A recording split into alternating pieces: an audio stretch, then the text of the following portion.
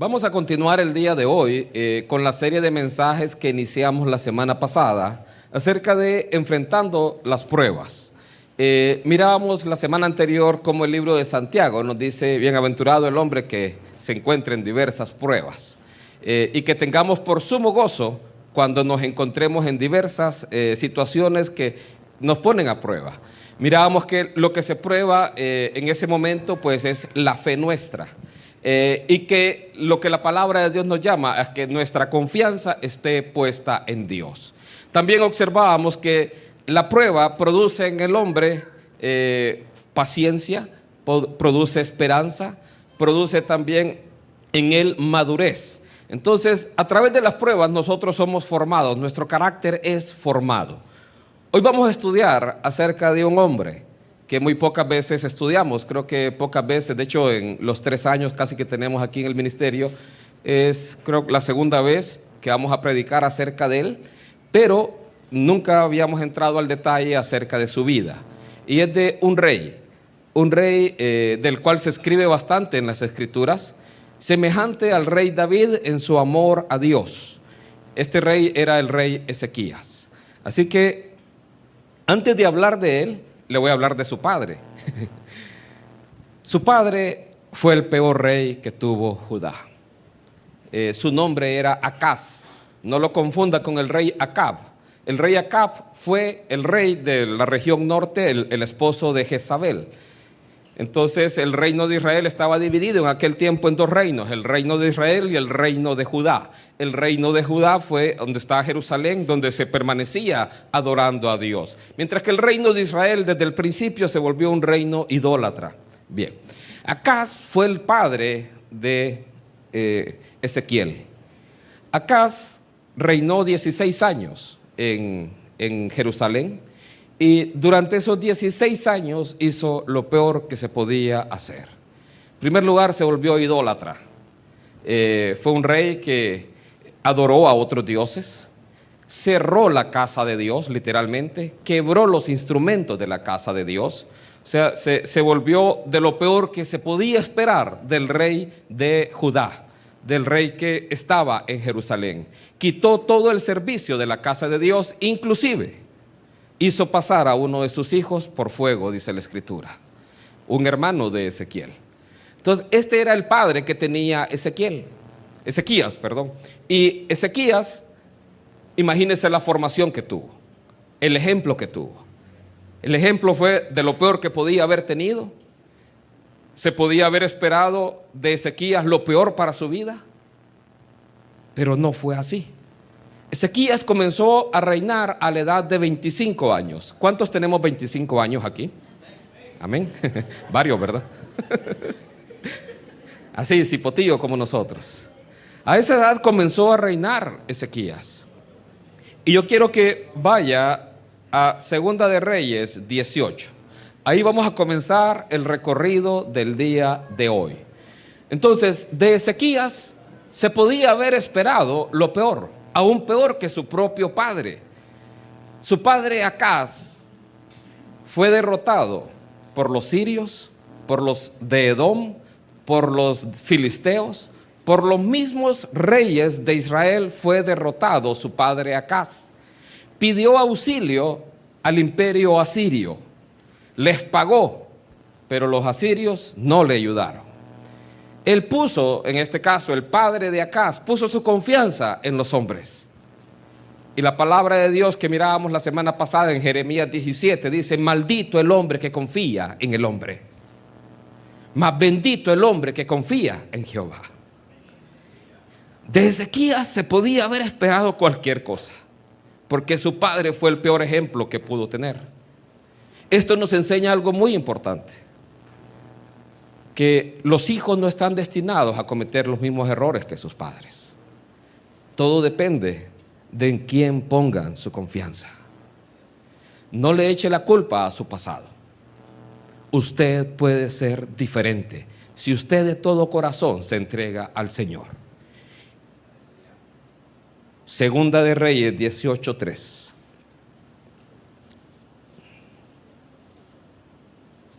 Dice así acerca de Ezequías: hizo lo recto ante los ojos de Jehová, conforme a todas las cosas que había hecho David su padre. Ni siquiera llama a Acaz su padre, sino a David su padre.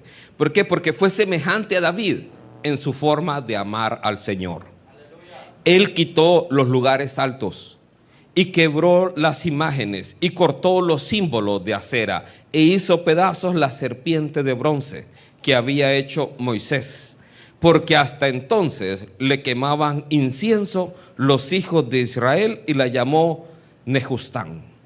Nehustán significa bronce. Vea que en aquel tiempo no había ya, el templo había dejado de funcionar. ¿Por qué? Porque cerca de 16 años su padre había cerrado las puertas del templo. Había quebrado todos los instrumentos. Y como los sirios lo vencieron en batalla, su padre Acaz hizo altares al Dios de los sirios. ¿Por qué? Porque dijo, si a los sirios que me vencieron les fue bien, seguro su Dios ha de ser un buen Dios. Entonces, en lugar de volverse su padre a Dios, se fue a la idolatría y le hizo altares.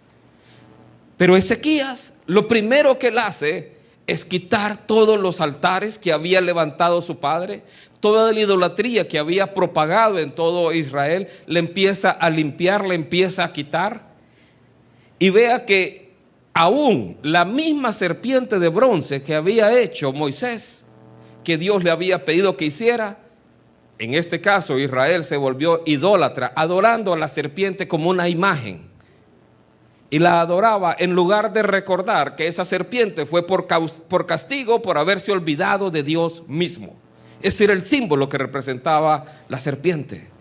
Y no solamente eso, sino que representaría a futuro a nuestro Señor Jesucristo, que tenía que ser levantado en alto y presentarse así, haciéndose pecado por nosotros, para dar su vida por todos nosotros.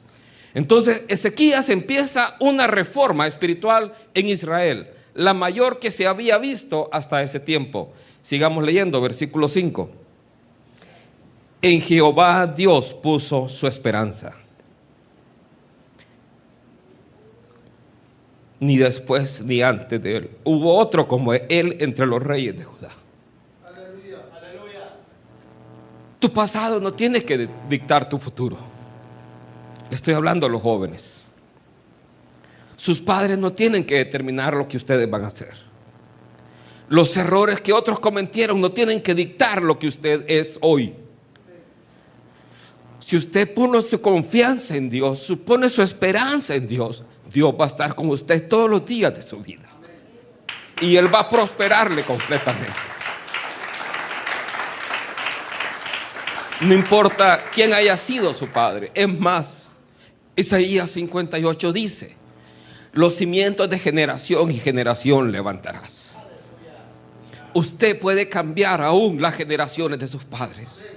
Usted puede ser el instrumento que Dios puede usar para ganar a sus padres, a su madre, a sus abuelos, a sus tatarabuelos. Usted puede ser esa persona que Dios puede usar, si usted pone su confianza completamente en el Señor. Ezequías lo hizo. ¿Quién le enseñó a Ezequías? Porque siguió a Jehová y no se apartó de él, sino que guardó los mandamientos que Jehová prescribió a Moisés. Vea, su palabra, la palabra de Dios, fue su guía. No fue su padre. Su padre no fue el mejor ejemplo. Fue la palabra de Dios. Fíate de Jehová de todo su corazón y no te apoyes en tu propia prudencia. Entonces, Ezequías fue un rey ejemplar. Ni antes ni después de él hubo un rey como él, porque él hizo conforme a la palabra de Dios. Ahora, estamos hablando de enfrentar las pruebas. Ezequías no enfrentó una prueba.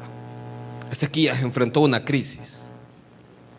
Y él nos da un ejemplo de cómo enfrentar una crisis. Y de eso vamos a hablar el día de hoy. Así que le voy a invitar, no pierda Segunda de Reyes 18 y vámonos a Segunda de Crónicas 31. Y vamos a ver un año que Ezequías nunca iba a olvidar, el año 14 de su reinado.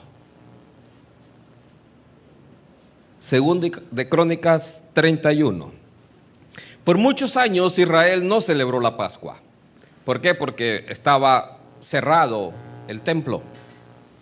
Pero cuando llega Ezequías, una de las cosas que se propone es celebrar la Pascua. ¿Y sabe qué es interesante notar cuando él celebra la Pascua? Que cuando él quiere celebrarla, él invita al reino del norte, Israel, que había sido enemigo durante el periodo de su padre, los invita a que vayan a celebrar la Pascua. Les dice: miren, ustedes están en oprobio, ustedes están así en pecado, vengan, vuélvanse a Jehová, vengan todos y celebremos juntos al Dios de Israel. ¿Y sabe qué hicieron los de Israel? Se burlaron. Solo unas pocas tribus y unas pocas personas fueron a hacerlo. Y Ezequías empieza a celebrar la Pascua y ocurre algo. Dice la Escritura que en los sacrificios que había que ofrecer, el rito manda a que sean los sacerdotes, a que los sacrifiquen a los animales. Pero los sacerdotes no estaban purificados, no fueron tan rectos de corazón. ¿Y sabe qué hizo Ezequías? Usó a los levitas. Vea qué interesante. Cuando una persona no está lista y dispuesta para servir a Dios, Dios va a usar a alguien más para hacerlo. A alguien que sí tenga un corazón dispuesto. Vea qué más. Vinieron de Israel unas pocas tribus, y en la Pascua el rito mandaba que para poder participar en ella tenían que estar purificados. Pero ellos no estaban purificados conforme al rito. Entonces Ezequías ora a Dios y le dice: Dios, ellos no están purificados, pero mira sus corazones y permíteles que participen de la Pascua. ¿Y sabe qué hizo Dios? Escuchó su oración. Vea cómo Dios permite muchas cosas cuando de todo corazón nos acercamos a Él. Y vea cómo lo permitía aún en el Antiguo Testamento. Porque Dios no mira lo que está delante de sus ojos, Dios mira el corazón.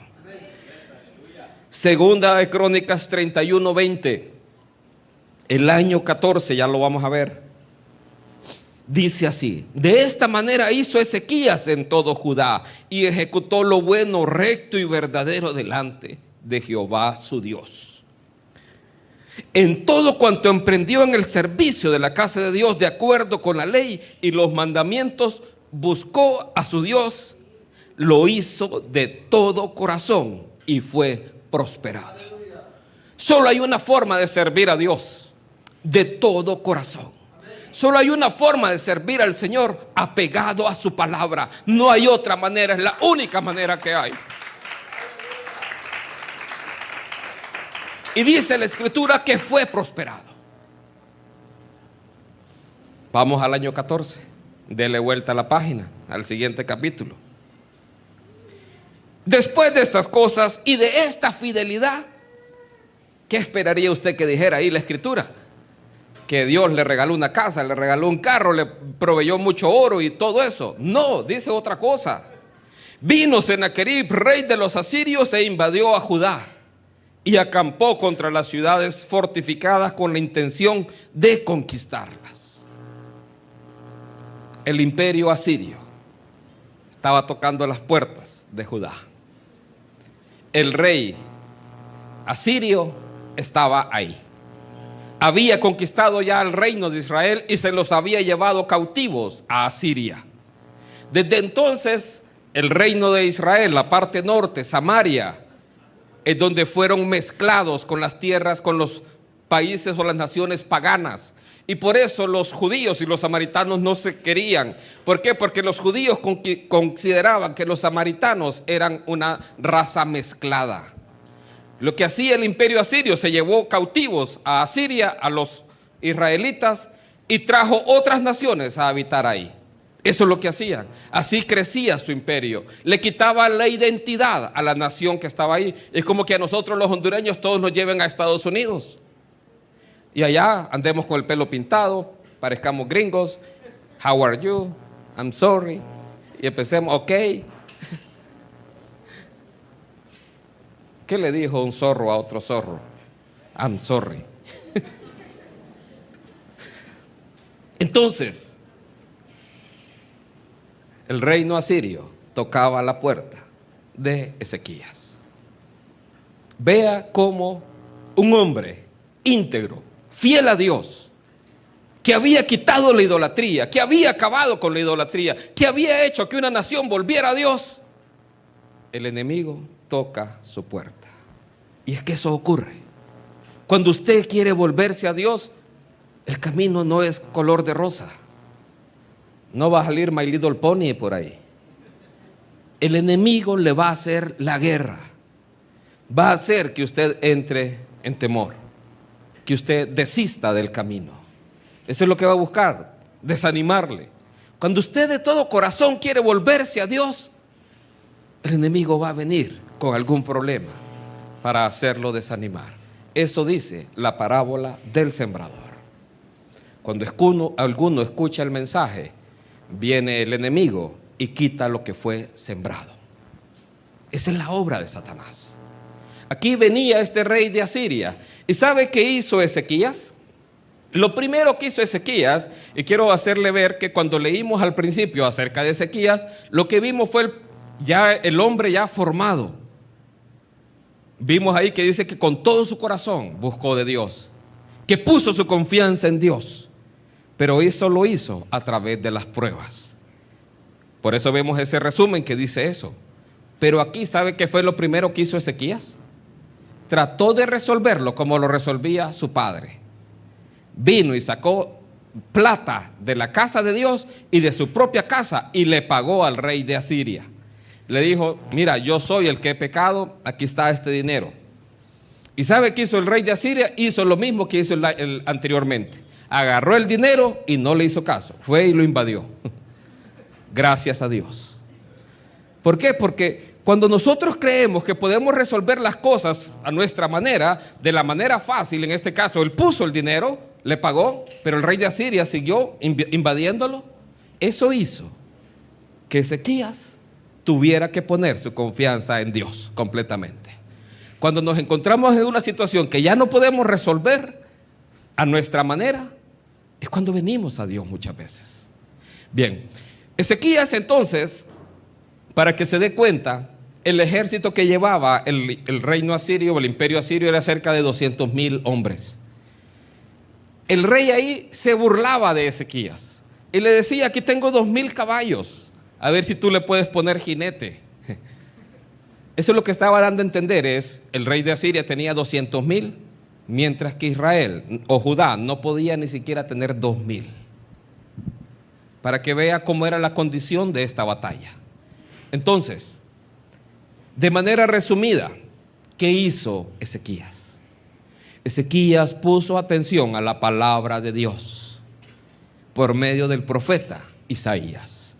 Vino a él palabra de Dios y le dijo: no tengas temor, no temas, no pongas atención a sus palabras. ¿Sabe qué hizo Ezequías? Recibió cartas del rey de Asiria amenazándole: mira, ya conquisté a este, conquisté a este, conquisté a este. ¿Quién sos vos ahora para que no te conquiste? Ezequías tomó esas cartas y las agarró. A cualquiera le daría miedo, es como leer la Tribuna o la Prensa hoy. A cualquiera le da miedo vivir en Honduras. Pero él las agarró y lo que hizo fue irlas y llevarlas al templo de Dios. Y ahí se puso a orar. Y le dijo: Dios, mira lo que están diciendo, mas yo confío en ti, Señor. ¿En quién está su confianza? ¿A quién está prestando atención? ¿Y sabe qué hizo Ezequías? Ezequías tomó valor por medio de la palabra de Dios y por medio de la oración. Y después le dijo al pueblo: no pongan atención a lo que el enemigo está diciendo. Y es que a veces nosotros prestamos más atención a lo que el enemigo dice que a lo que Dios dice en su palabra. Vea que Goliat, cuando se paraba ahí a desafiar al ejército de Israel, todo Israel le prestaba atención y tenía miedo. Pero David, cuando escuchó: ¿quién es ese para que esté amenazando al ejército de Israel? Entonces Ezequías hizo eso. Y de manera resumida, mire que de Ezequías podríamos hablar un montón, pero estamos hablando de enfrentando los problemas. De manera resumida, segunda de Crónicas 32:20 nos dice: Mas el rey Ezequías y el profeta Isaías, hijo de Amós, oraron por esto y clamaron al cielo. ¿Qué tiene que hacer usted al enfrentar una crisis? Orar. Presentarse delante de Dios. Ezequías trajo esas cartas. Es como traer nuestras cargas al Señor y presentárselas en su presencia. Es como decirle: Señor, mira, esto es lo que están diciendo, mas yo confío en ti. Le trajeron un diagnóstico negativo. No importa, usted confía en el Señor. Verso 21. Y Jehová envió un ángel, el cual destruyó a todo valiente y esforzado y a los jefes y capitanes en el campamento del rey de Asiria. Este se volvió por tanto avergonzado a su tierra, y entrando en el templo de su Dios, ahí lo mataron a espada sus propios hijos. Vea el fin del rey de Asiria, un imperio completo.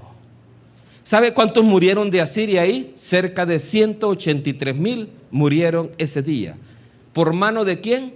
De Dios mismo. ¿Sabe cuántas flechas lanzó el ejército de Asiria a Judá? Ninguna. Así dice la Escritura. Ninguna saeta va a lanzar este ejército a Jerusalén.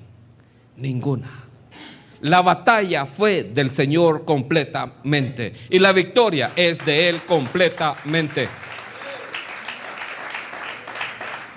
El Salmo 46 al Salmo 48 relatan esto. El Salmo 46, versículo 1 dice: Dios es nuestro amparo y fortaleza, nuestro pronto auxilio en las tribulaciones. Eso consideran que se escribió precisamente producto de esta batalla. Eso fue año 14, pero no fue lo único. Año 14. Sigamos leyendo. Segunda de Reyes 20. En el mismo año 14 ocurrió esto. Segunda de Reyes 20.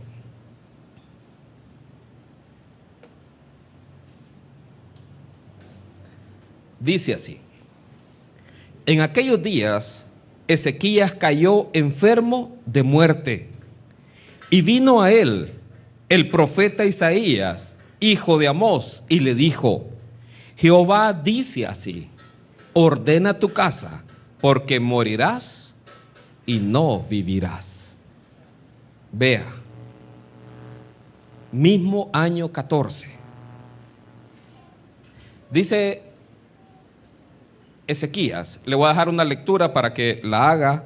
Tiene que leer Isaías 36 al 38, Segunda de Reyes 16 al 20 y Primera de Crónicas del 29 al 32. Segunda de Crónicas 29 al 32, para que conozca toda la historia del rey Ezequías. Segunda de Reyes aquí nos habla que dice que ordena tu casa, porque morirás y no vivirás. Yo quiero recordarle de quién estamos hablando. De un hombre íntegro, de un hombre que amaba a Dios con todo su corazón, de un hombre que estaba revolucionando a la nación en el sentido espiritual, la estaba volviendo a Dios. Ese hombre es el que está enfrentando ahora este problema. Y por la forma en que ocurre, pareciera que fuera de manera casi simultánea con la invasión del ejército asirio. Entonces, ¿podemos enfrentar nosotros, los hijos de Dios, problemas? Sí. ¿Será que en este caso, será que los problemas vienen solo cuando andamos en pecado? No. Aquí vemos un hombre que es un hombre ejemplar, enfrentando una crisis, enfrentando un problema tras otro, una enfermedad que es de muerte. Y no solamente eso, sino que Dios mismo le está diciendo que va a morir. Dios mismo le está diciendo a través de Isaías que va a morir. Usted sabe quién es Isaías. Ahí está todo el libro de Isaías. No es un profeta de este tiempo. Es Isaías el que le está diciendo y le está llevando la palabra de Dios y le está diciendo: ordena tu casa, porque vas a morir. ¿Qué hace Ezequías en esa situación? Había aprendido a depender de Dios en la prueba anterior con el ejército asirio. Entonces, Verso 2, él volvió su rostro a la pared y oró a Jehová y dijo: ¿cómo enfrentamos las pruebas? ¿Qué es lo primero que usted hace cuando le dan una mala noticia? Empieza a llorar, empieza desconsoladamente: ah, Señor, ¿por qué me mandaste este castigo? ¿Por qué estoy sufriendo esto? Si yo hago esto, no hago aquello, yo me porto bien, no soy Motagua ni Olimpia. Ya me van a agarrar a pedradas. Hoy juegan. Vivan los Leones. Levantarán alas como las águilas. Me metí en problemas. Bien. Él empieza a orar. Él voltea su rostro para buscar en la intimidad a Dios y comienza a orar. En Isaías usted puede leer la historia completa y puede darse realmente cuenta de los pensamientos que hubieron en Ezequías. Sin duda hubieron pensamientos de angustia, pensamientos de dificultad. Pero yo quiero que vea la oración de Ezequías y vea cómo le pide a Dios que lo sane. Veamos, versículo 3. Te ruego, oh Jehová, te ruego que hagas memoria de que he andado delante de ti en verdad y con íntegro corazón, y que he hecho las cosas que te agradan. Y lloró Ezequías con gran lloro. ¿Cuántas veces le pidió Ezequías a Dios que lo sanara? Ninguna.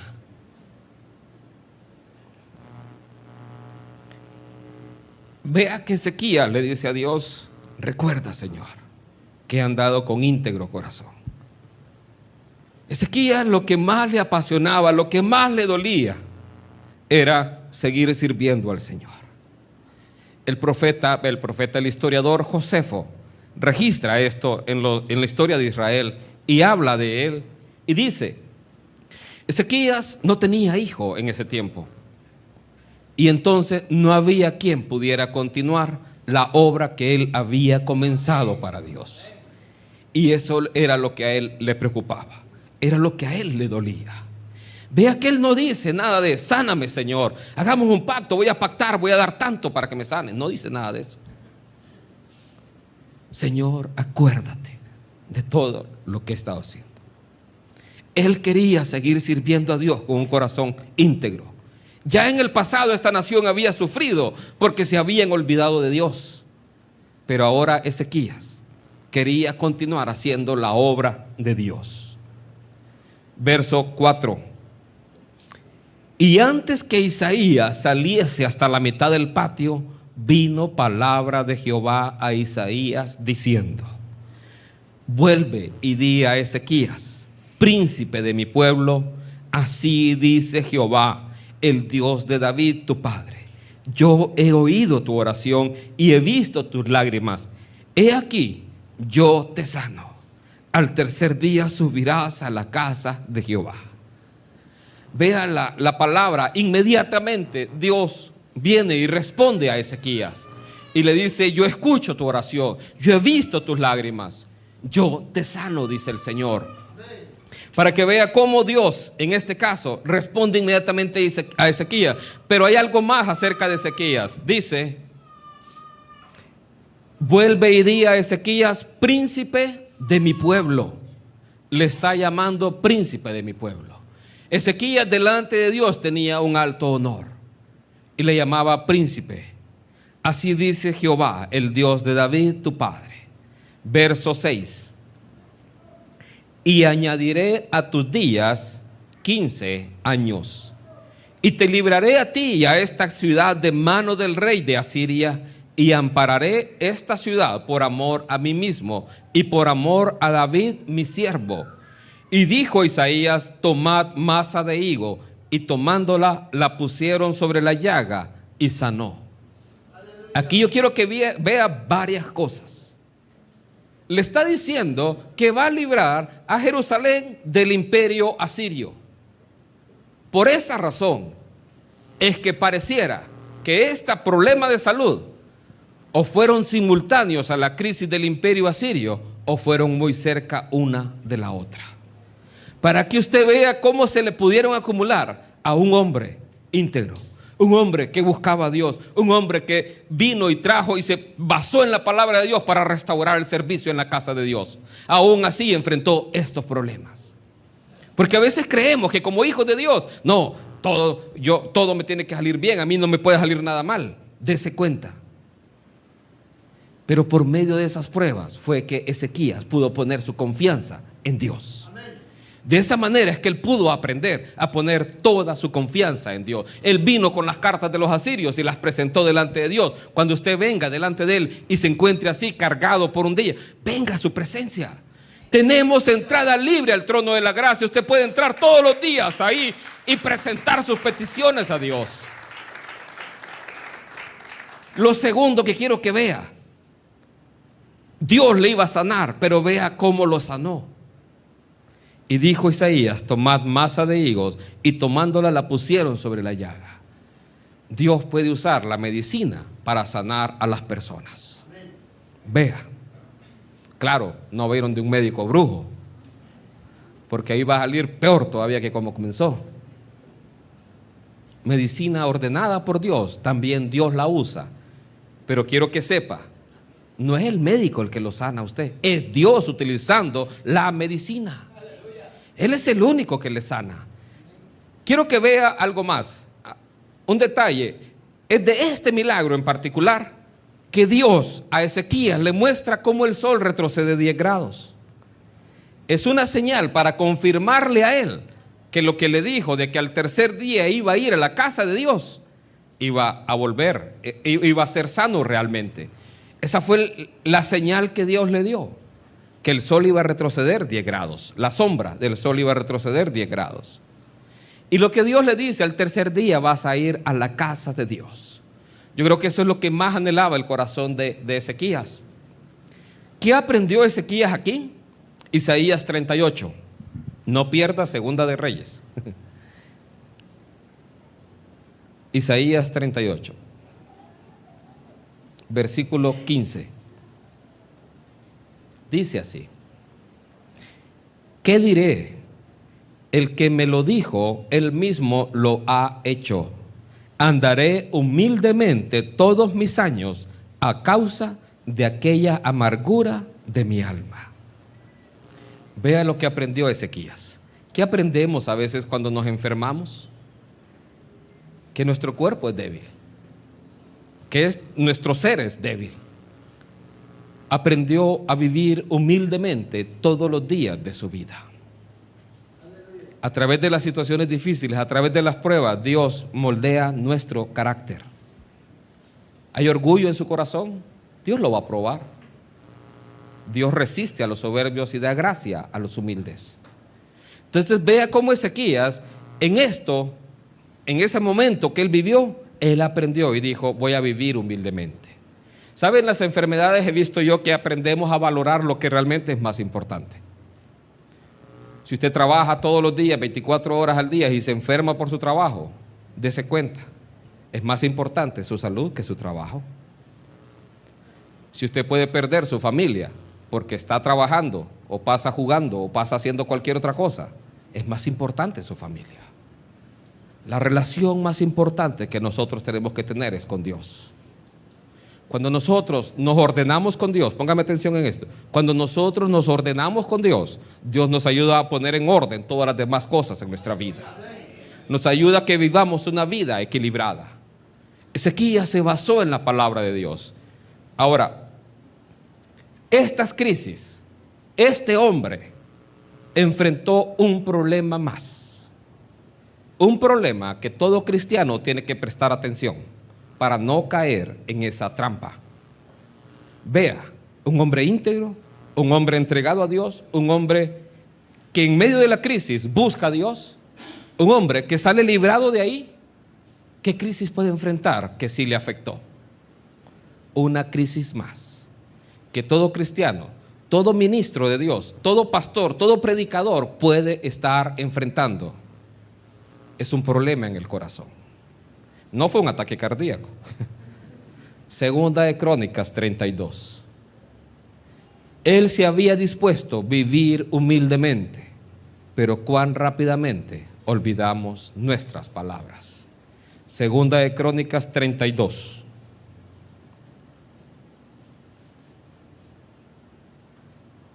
Versículo 24. En aquel tiempo Ezequías enfermó de muerte y oró a Jehová, quien le respondió y le dio una señal.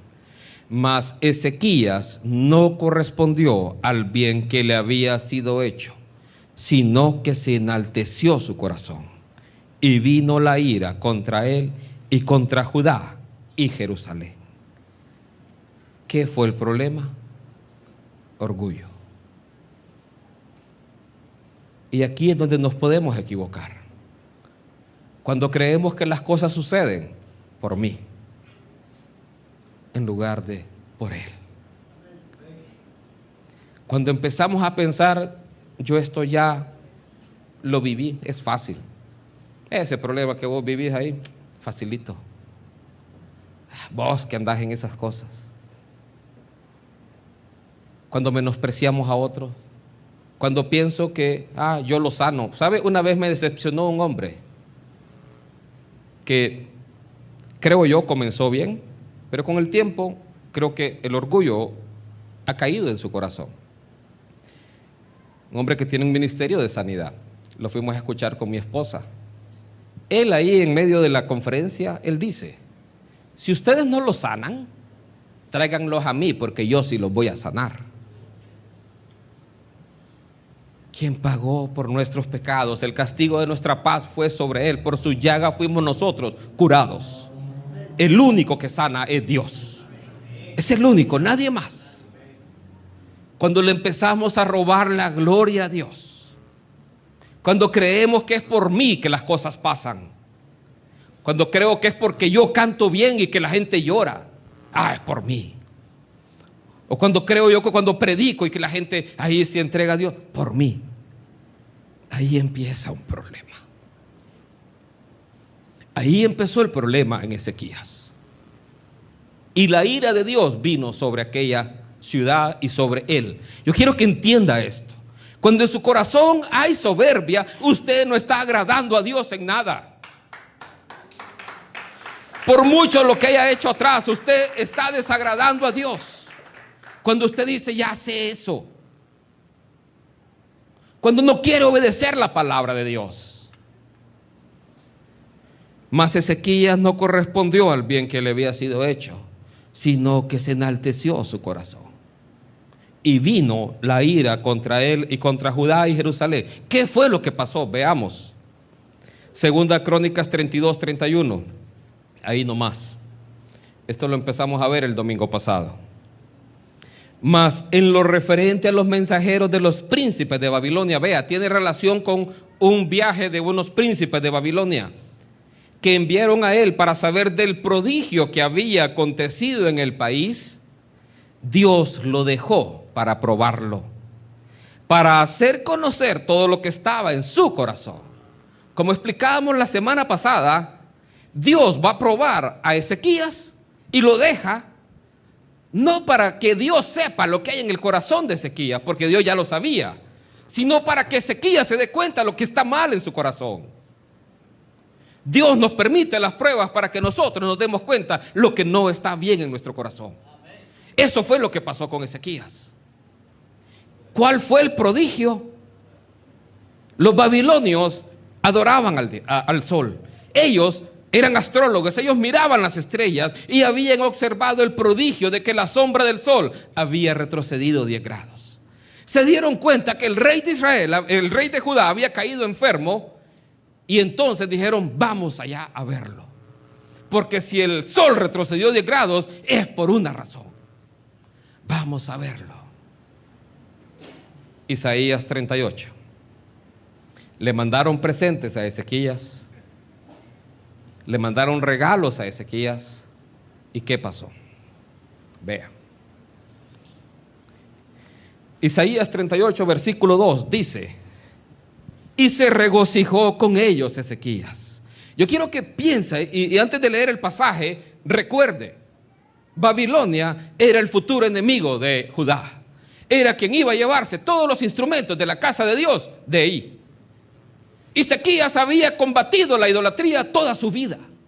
La cuna de la idolatría era Babilonia. A los enemigos que habían hecho tanto daño a la nación de Judá, es a los que está recibiendo aquí. Vea. Y se regocijó con ellos Ezequías, y les mostró la casa de su tesoro: plata, oro, especias, ungüentos preciosos, toda su casa de armas y todo lo que se hallaba en sus tesoros. No hubo cosa en su casa y en todos sus dominios que Ezequías no les mostrase. Es que cuando toca sacar pecho, hay que sacar pecho bien, ¿verdad?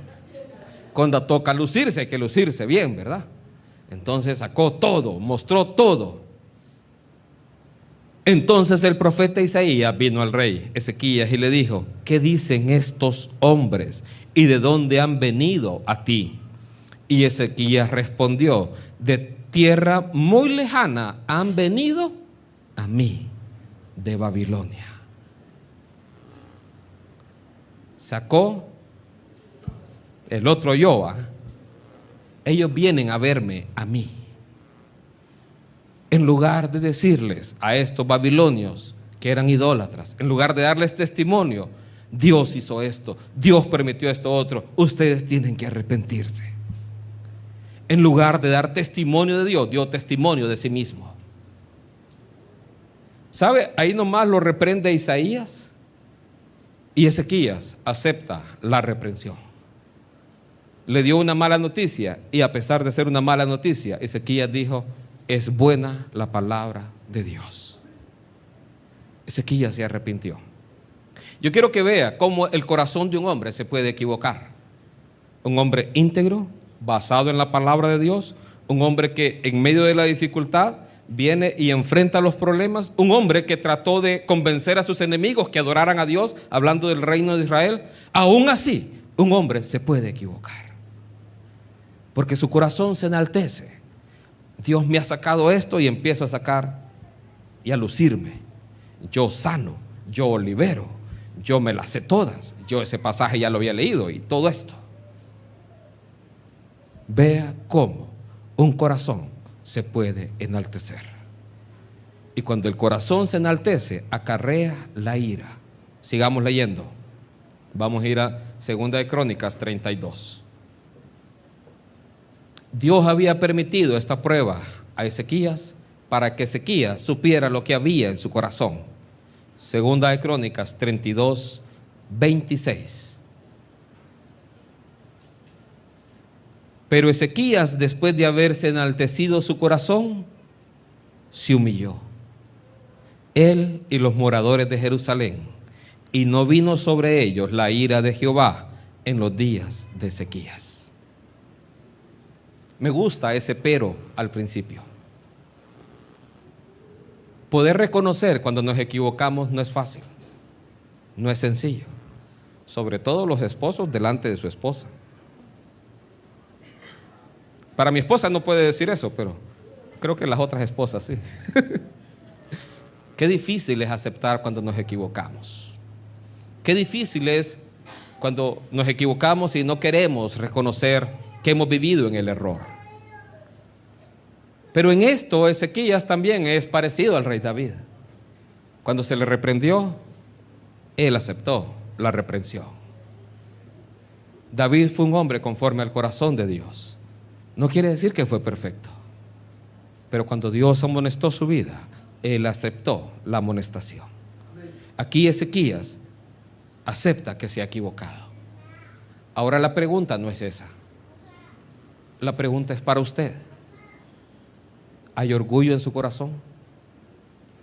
¿Hay situaciones en su vida que no le permiten a usted ver la mano de Dios? Vea esta imagen. A veces es difícil soltar el orgullo, pero si no lo suelta, lo puede arrastrar. Pero si lo suelta, puede aceptar ayuda. Hay gente que está así, hundiéndose, y no quiere aceptar la ayuda de Dios. Dios toca la puerta de su corazón, pero la gente no quiere soltar las situaciones. Quiero terminar esta historia con alguien más, el apóstol Pablo. Un hombre que, de acuerdo a los estándares humanos, recibió la mejor educación que el mundo pudo haber dado a un hombre de aquel tiempo. Un hombre que moralmente era recto, que por linaje, que por raza, era de la raza de Israel, de los escogidos de Dios. Él simplemente, humanamente, podía sacar pecho. Él por esos méritos podía sacar pecho. Pero no solo eso, sino que fue un hombre que subió, dice la Escritura, al tercer cielo. Y allá escuchó cosas que al hombre le es prohibido decir, cosas que no pueden escucharse o decirse. Él estuvo ahí en el paraíso. Y quiero que vea cómo Dios permitió algo en su vida para que él fuera humilde. Segunda de Corintios, capítulo 12. Vea que Dios permite cosas en nuestra vida para que aprendamos humildad, para que nosotros podamos ser humildes en su presencia. Segunda de Corintios 12.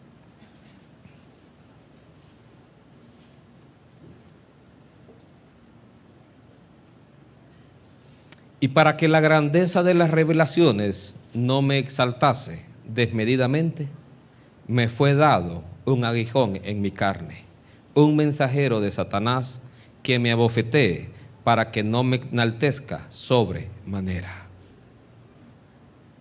¿Ve lo que dice Pablo? Dios permitió algo en su vida para que su corazón no se enalteciera. Dios cuida nuestro corazón. En otro momento, hablando de este tema de las pruebas, vamos a hablar de algunas cosas. Pero Dios permite en nuestras vidas situaciones, dificultades, enfermedades a veces, para cuidar su corazón, para cuidar su vida. Porque Dios al hijo que ama disciplina. ¿Cuál es el aguijón en la carne de Pablo? Hay algunos que dicen que es un pecado oculto. No, eso es para justificar su pecado oculto usted. No se trata de eso. Ese aguijón en la carne, una gran cantidad de comentaristas, y yo creo eso también, se refiere a un problema de salud en la vida de Pablo. Gálatas 4, 12, 15, se lo dejo de tarea. Ahí habla de un problema de salud en sus ojos. Y le decía a los Gálatas, si ustedes hubieran sido capaces de sacarse los ojos, me los hubieran dado. Porque él tenía una enfermedad ahí. Y vea qué es lo que pide Pablo a Dios. Respecto a lo cual 3 veces he rogado al Señor que lo quite de mí. Era un problema tal que a él le impedía hacer o le afectaba en evangelizar o en cumplir el propósito de Dios o de llevar su palabra. Entonces él le ruega a Dios, y eso es lo que quiero que entienda. Cuando enfrentamos pruebas, lo primero que tenemos que hacer es orar al Señor. Ahora, pregunto yo, ¿recibió respuesta a la oración de Pablo? Sí. Bástate mi gracia, le dijo Dios. Lo que pasa es que tal vez no es lo que él quería, pero era lo que Dios sabía que necesitaba. Le dijo Dios, y me ha dicho, bástate mi gracia, porque mi poder se perfecciona en la debilidad. Por tanto, de buena gana me gloriaré más en mis debilidades, para que repose sobre mí el poder de Cristo. Cuando vivimos humildemente, esa luz del Señor puede iluminar. Cuando vivimos humildemente, realmente la gracia de Dios es sobre nuestra vida. ¿Sabe qué contrista al Espíritu Santo en su vida? Cuando usted en su corazón está lleno de orgullo. Ezequías combatió la idolatría, pero en su corazón él mismo se enalteció. Y el orgullo, eso también es idolatría. Pero él pudo aprender en esa situación y aceptó la reprensión de Dios. ¿Qué va a hacer usted? Pablo decía lo que Dios le dijo. bástate mi gracia, porque mi poder se perfecciona en la debilidad. Lo vil y menospreciado del mundo fue lo que Dios escogió. ¿Y sabe qué era lo vil y menospreciado del mundo? Todos nosotros. No importa si tiene un máster o un doctorado, no importa si vive en una residencial muy bonita, todos nosotros éramos lo vil y menospreciado del mundo. Y eso fue lo que Él escogió al ir a la cruz del Calvario y dar su vida por nosotros.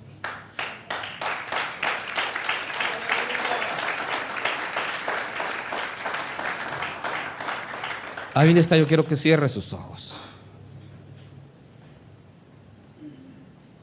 Dice el Señor a la iglesia en Apocalipsis 3: he aquí, yo estoy a la puerta y llamo.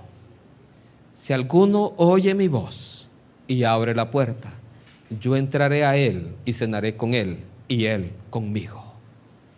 Si usted está aquí en esta mañana y aún no ha rendido su corazón a Jesús, este es un buen momento para poder hacerlo.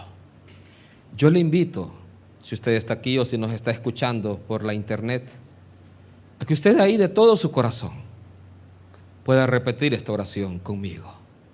Señor Jesús, estoy aquí en esta mañana para pedirte perdón por todos y cada uno de mis pecados, para decirte, Señor, que te necesito, que te pido, Señor, que entres en mi vida, que transformes mi corazón, que transformes mi manera de pensar, para que transformes mi manera de vivir.